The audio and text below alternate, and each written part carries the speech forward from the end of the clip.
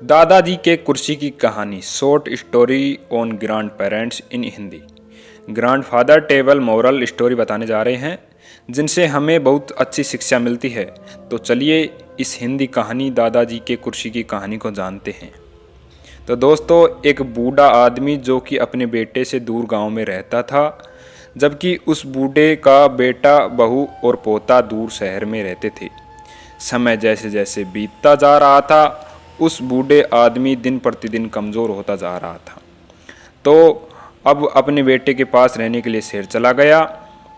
शहर में उसके बेटे का एक बड़ा घर था जिसमें उसका परिवार खुशहाल से जीवन व्यतीत कर रहा था।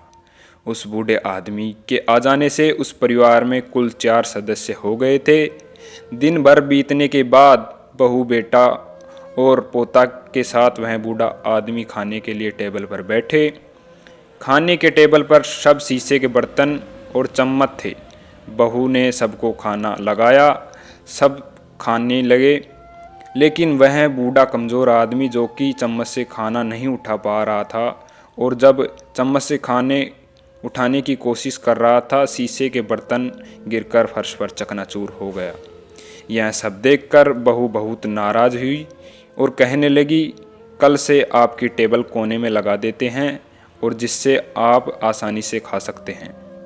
फिर अगले दिन बेटा और बहू ने मिलकर अपने बूढ़े पिता के लिए खाने के लिए टेबल लाई, उसे कोने में लगा दिया और फिर सबको खाना रोज़ की तरह परोसा गया।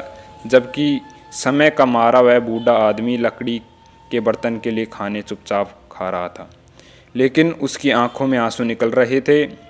यह सब देखकर उस बूढ़े आदमी के पोते को मन में कुछ सोचने लगा था।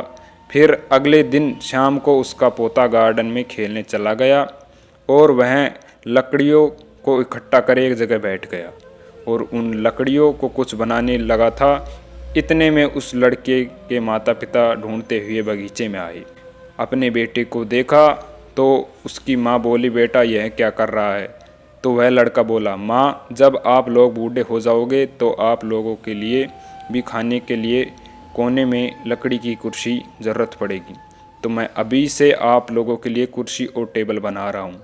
अपने बेटे की बात सुनकर मुंह से कोई शब्द नहीं निकल पा रहा था। वे सब समझ गए थे। कहानी से शिक्षा, इस धरती पर जिसने भी जन्म लिया है उसे समय के साथ एक दिन बूढ़ा होना ही है, लेकिन अक्सर हम सब समय के साथ माँ बाप को भूल जा रहे हैं। ज़रा सोचिए, जब हम पैदा हुए थे क्या इतने सक्षम थे क्या कि अपना सारा काम खुद से करते थे? इस दुनिया में माँ बाप से बढ़कर कोई सेवा नहीं। धन्यवाद।